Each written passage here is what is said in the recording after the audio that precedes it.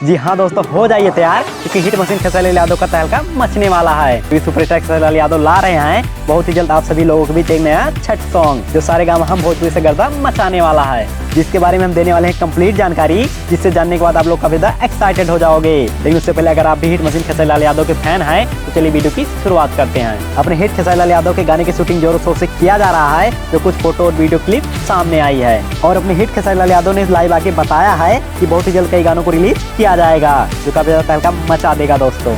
और ये सभी गाने आदिशक्ति ऑफिशियल चैनल पर रिलीज किया जाएगा। और आप लोगों को जानकर खुशी होगी कि 3 से 4 गाने रिलीज किए जाएंगे सारे गामा हम भोजपुरी से। और इन गानों की शूटिंग काफी ज्यादा बवाल किया जा रहा है, जो रिलीज होते ही गर्दा मचाने वाले हैं। और इन गानों में अपने हिट खेसारी लाल यादव के साथ श्वेता शर्मा नजर आएंगी, जो फिर एक बार गर्दा मचाने आ रही है दोस्तों। तो और भी जानकारी के लिए अपने प्यारे प्यारे हाथों से हमारे वीडियो को कर दीजिए लाइक और चैनल को सब्सक्राइब करना मत भूलिएगा। और आगे मिलते हैं एक नई वीडियो के साथ, तब तक के लिए जय हिंद, जय भोजपुरिया समाज।